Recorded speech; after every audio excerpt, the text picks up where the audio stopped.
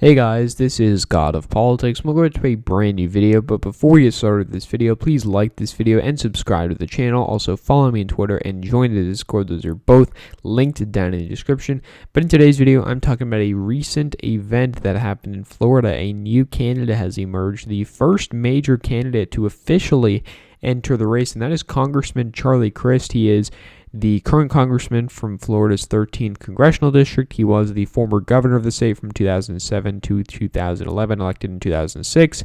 He was the state attorney general. He was in the Florida Senate. I believe he was like the education commissioner or something like that, another statewide elected position. So he's done a lot of different positions in elected politics, and now he is searching and seeking to become the governor again.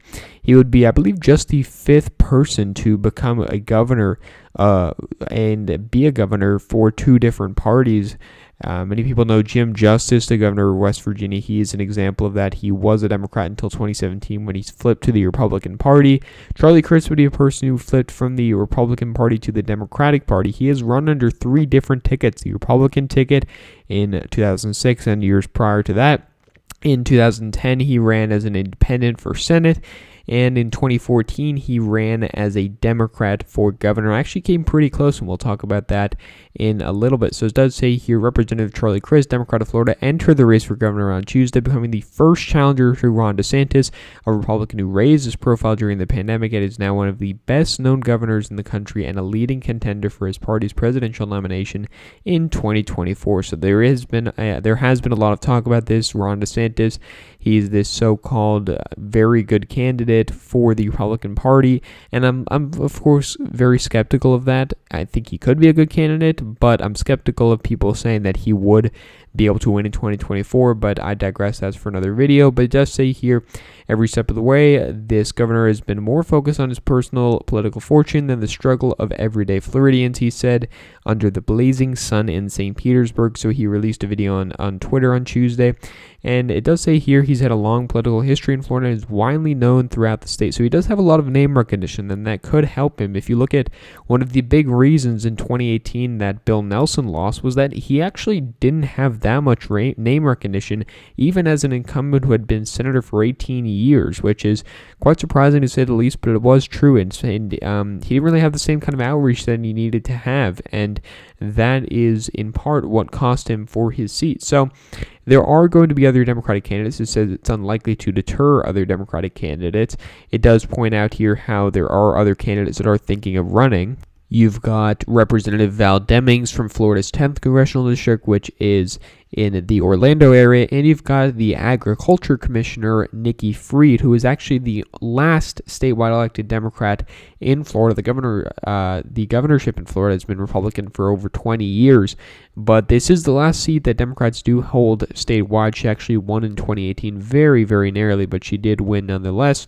And it does say here, as the only statewide elected Democrat, it makes absolute sense for me to be running for governor, she did say, which is kind of weird for someone who's running for office to be saying, it makes sense for me to be running.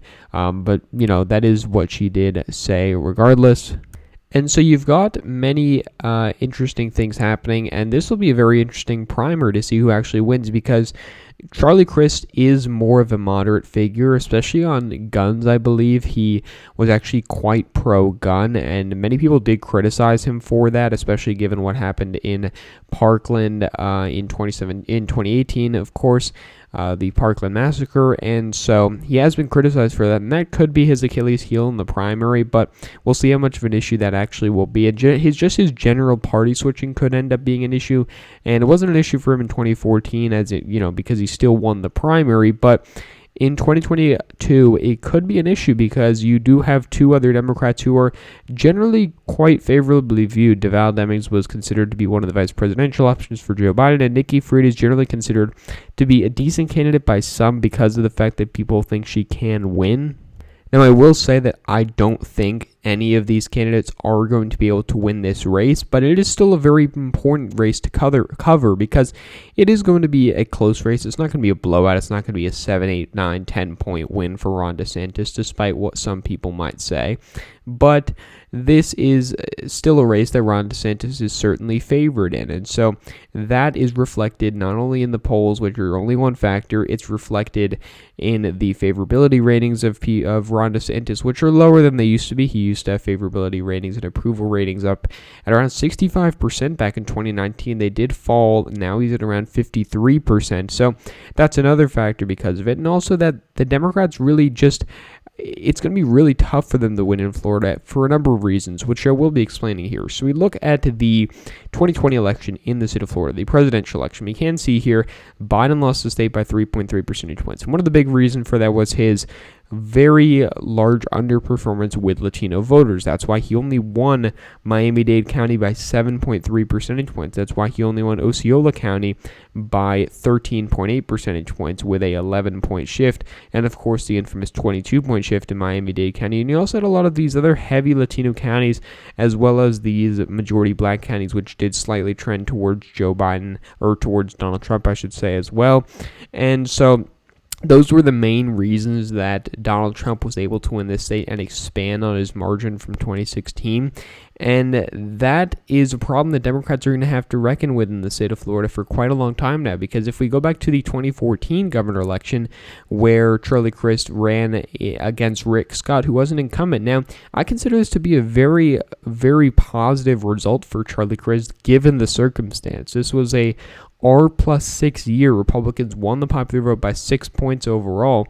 And Florida was the state that Obama won by 0.9 of a percentage point in 2012, but Rick Scott only won by 1.1 percentage points. So you had a 2-point shift between the 2012 presidential election and the 2014 governor election, despite at the top of the ticket going from around a D+3 electorate to an R+6 electorate.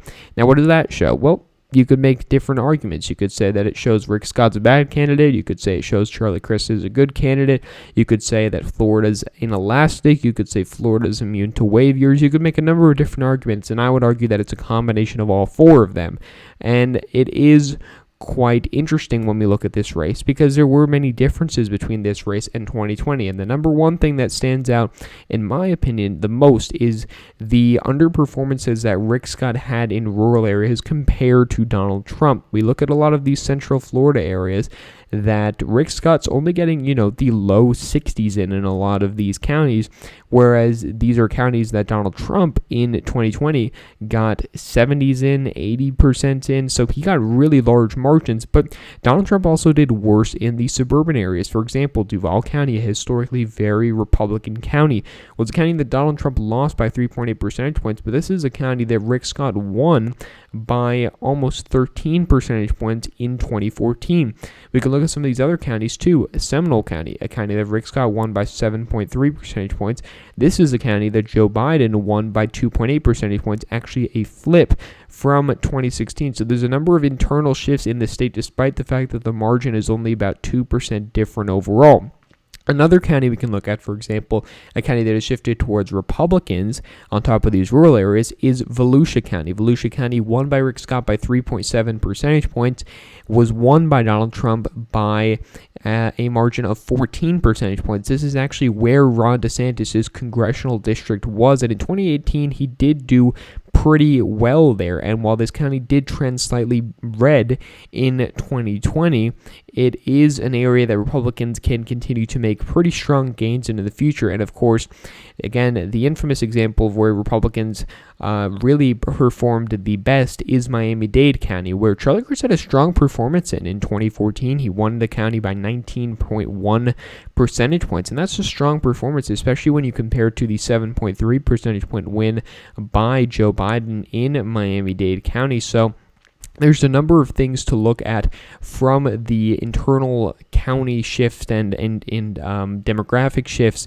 in the state of Florida. And a lot of them do make it much harder for Democrats to win, because there has been no indication that the Miami-Dade trend was just a fluke and Democrats are suddenly going to have a 30-point win in Miami-Dade County again, like they did in 2016 with Hillary Clinton winning it by 29.4 percentage points. Because despite Hillary Clinton having terrible margins in the rural areas, she was able to make up for a lot of that by winning over very large amount of Latino voters in Miami-Dade County, because she did do very well with Latino voters. And these three counties really gave her tons and tons of votes. You're looking at 1.5 million votes just from these three counties alone, give or take a couple 100,000, I guess you could say.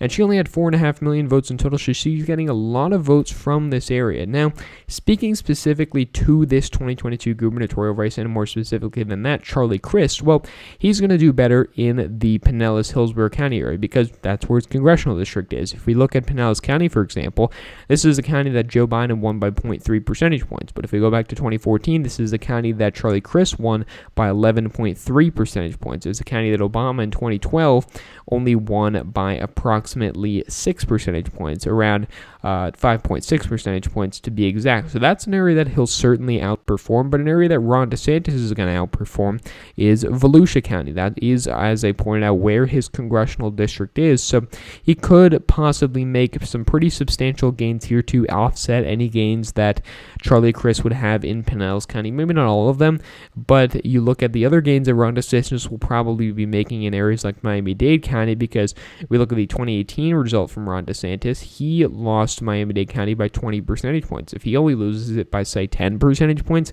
that gives a big boost to Ron DeSantis' margin in the state of Florida. And so you're looking at this and you say, where can Democrats gain? If they're bound to lose at least some ground in Miami-Dade County, making up some ground in Duval County, Leon County, Seminole County, Orange County really isn't going to cut it. And that's based off the fact that you've already lost the race in 2018. So there's a lot of factors going into this. We can look at some polls which show Ron DeSantis up 11 points against Charlie Crist, which is not going to be what the actual result is, but that is what a poll is showing. We can see the ratings here from the Cook Political Report. Lean or inside elections rates at battlegrounds. Sabato's crystal ball rates at likely are. I would personally rate it lean or. I think that Ron DeSantis will probably win by around 3 percentage points as of now.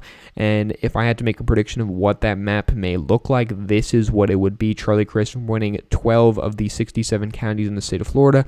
Ron DeSantis winning the rest of the 55. And it would be quite a similar map to 2020.